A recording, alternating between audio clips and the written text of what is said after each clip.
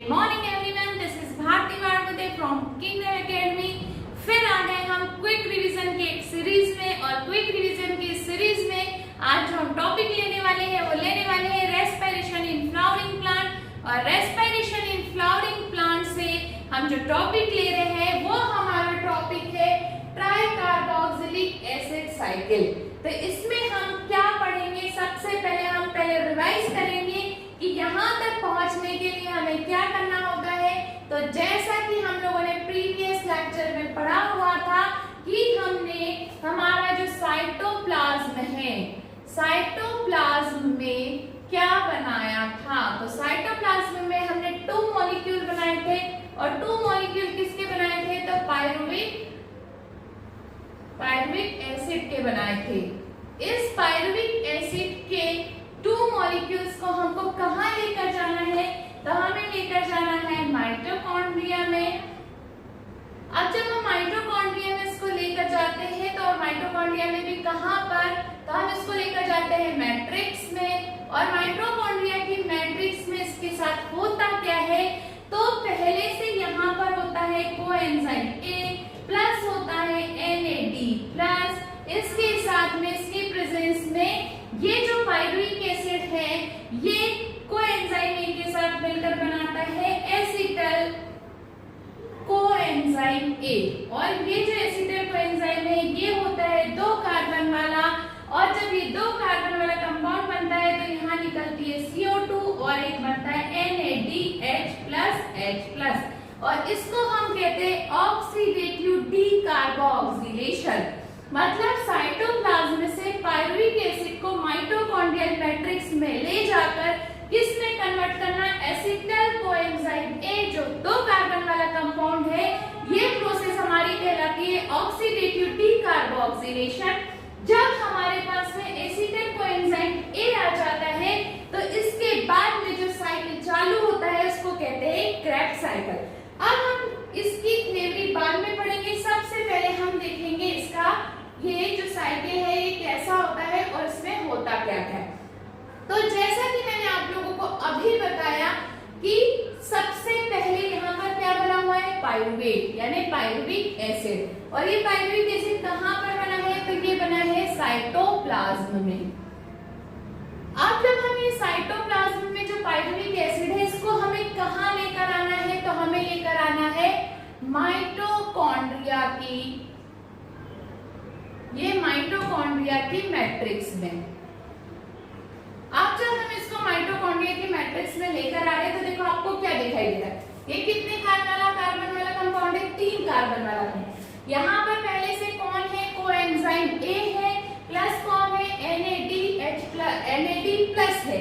जब pyruvic acid हमने किसकी प्रेजेंस में, कोएंजाइम A और NAD प्लस की प्रेजेंस में किस में कन्वर्ट हो जाता है, तो ये बना लेता है एसिटल कोएंजाइम A।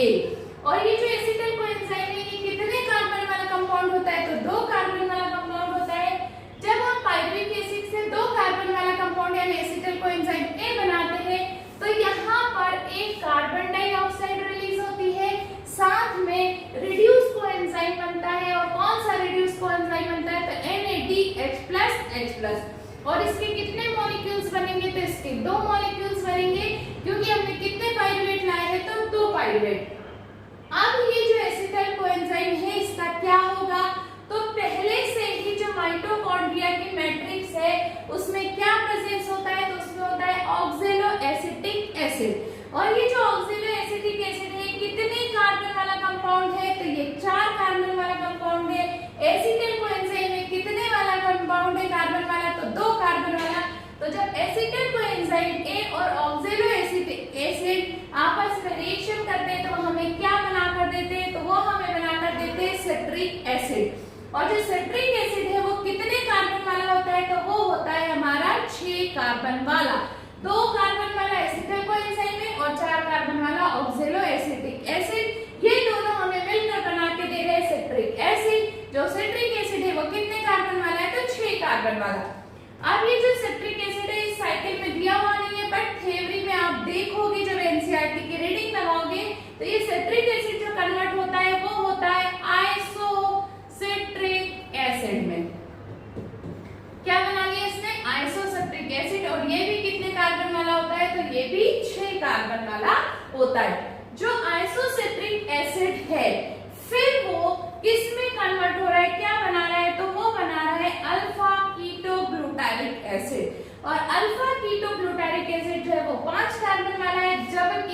आइसोसेट्रिक एसिड कितने कार्बन वाला था, तो वो 6 कार्बन वाला था।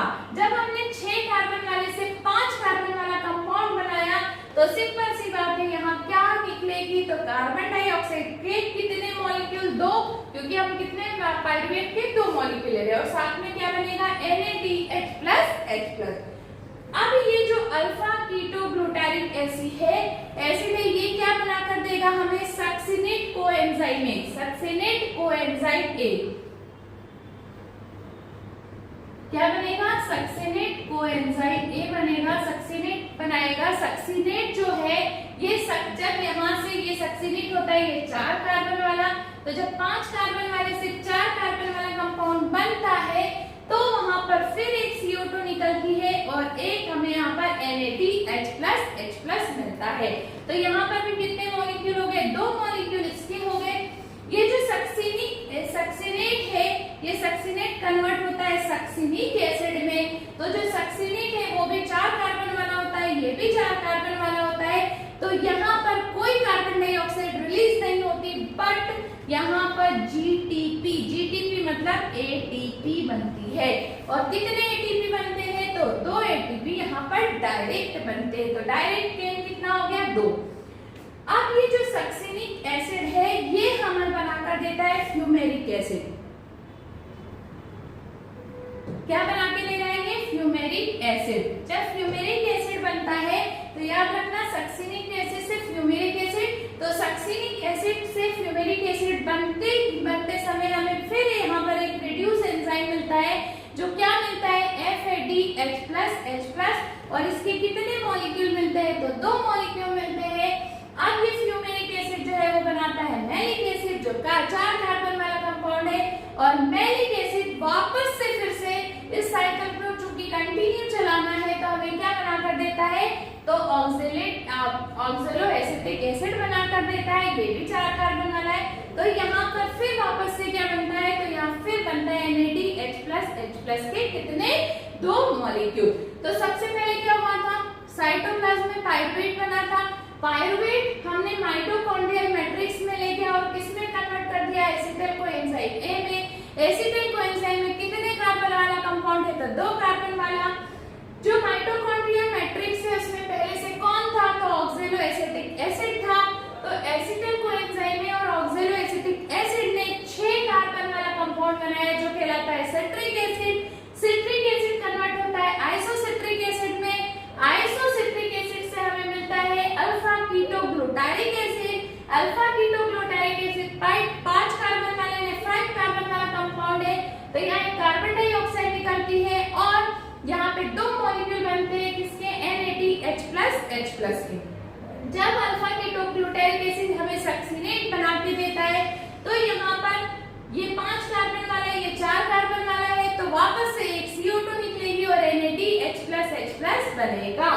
अब सक्सिनेट जो है वो किस में कन्वर्ट हो जाता है, सक्सिनिक एसिड में। तो सक्सिनिक एसिड भी 4 कार्बन वाला है, तो यहाँ पर हमें एटीपी का डायरेक्ट गेन होता है किस फॉर्म में, जीटीपी के फॉर्म में। सक्सिनिक एसिड हमें बनाकर दे रहा है fumaric acid. Fumaric acid 4 carbon वाला कंपाउंड है, ये भी 4 कार्बन वाला कंपाउंड है, तो इसके बीच में एक और रिड्यूस कोएंजाइम बनता है जिसे कहते हैं FADH प्लस H+। अब जो फ्यूमेरिक एसिड है वो बनाएगा मैलिक एसिड, और जो मैलिक एसिड है वो हमें बनाकर देगा वापस से ऑक्सैलो एसिटिक एसिड, ताकि ये साइकिल वापस से चलती रहे। और यहाँ पर फिर बनेगा NaDH प्लस H+। तो अब देखते हैं कितने NaDH प्लस H+ बने हमारे पास। तो सबसे पहले यहाँ पर 2 बने थे, तो 2 ये हो गए, 2 ये हो गए, 2 ये हो गए और 2 ये हो गए, तो टोटल यहाँ पर हो गए 8। ठीक है, अब हम देखते हैं एटीपी कितना बना है, तो हमारे पास में 2 एटीपी बना है। अब हम देखते हैं FADH प्लस हमारे पास कितना बना है, तो ये हमारे पास में बने हैं 2।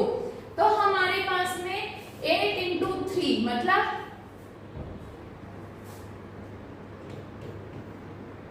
सॉरी, यहाँ पर एक थोड़ी सी मिस्टेक हो गई। मिस्टेक ये हो गई कि यहाँ पर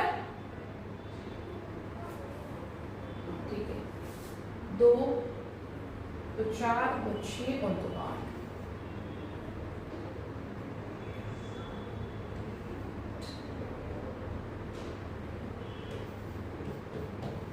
ये हो गए हमारे 24। हमारे एटीपी कितने बने थे यहाँ पर 2, तो ये हमारे हो गए 2, और यहाँ पर हमें ये 2 मिले थे 2 into 2, तो ये हमारे हो गए 4। तो टोटल हमारे पास में कितने हो गए 30 एटीपी। कितने हो गए 30 एटीपी। ठीक, तो हमें जो क्रेब्स साइकिल है या सिट्रिक एसिड साइकिल है या फिर ट्राइग्लिसराइड एसिड साइकिल है, इससे कितने एटीपी मिलते हैं, तो हमें मिलते हैं 30 एटीपी। हमें टोटल कितने एटीपी बनाना था, तो हमें टोटल एटीपी बनाना था 38। तो अब हमारे पास में 8 एटीपी कहां से आएंगे, तो ग्लाइकोलाइसिस से आएंगे। तो इस तरह से हम जो 30 एटीपी बनाते हैं वो क्रेब्स साइकिल में बनाते हैं, और जो 8 एटीपी है वो बनाते हैं वो हम ग्लाइकोलाइसिस में बनाते हैं। तो इस तरह से हमने टोटल कितने एटीपी बना लिए, तो हमने टोटल 38 एटीपी यहाँ पर बना लिए। और हमारा जो एरोबिक रेस्पिरेशन है उसका एम ही ये था 38 एटीपी बनाने का। और ये सारी चीजें जो हमने इस वाले डायग्राम में पढ़ी, ये थेवरेटिकल यहाँ पर लिखी हुई है, तो इसको आप लोग एक बार किससे पढ़ेंगे, तो आप इसको पढ़ेंगे एनसीईआरटी से। तो ये हमारा था क्विक रिवीजन किससे, एरोबिक रेस्पिरेशन। और एरोबिक रेस्पिरेशन में हमने क्या देखा, तो हमने देखा क्रेब्स साइकिल, और क्रेब्स साइकिल में हमने देखा कितने एटीपी बन रहे हैं, तो टोटल 30 एटीपी बन रहे हैं। और 8 एटीपी कहां से आ रहे हैं, तो ग्लाइकोलाइसिस से आ रहे हैं। ऐसे हमें टोटल कितने एटीपी मिलते हैं, तो 38 एटीपी मिलते हैं। इसी तरह का क्विक रिवीजन हम करते रहेंगे। तो मिलते हैं नेक्स्ट वीडियो में क्विक रिवीजन वाली सीरीज में। तो देखते रहिए, हमारे चैनल को लाइक कीजिए और सब्सक्राइब कीजिए। Thank you.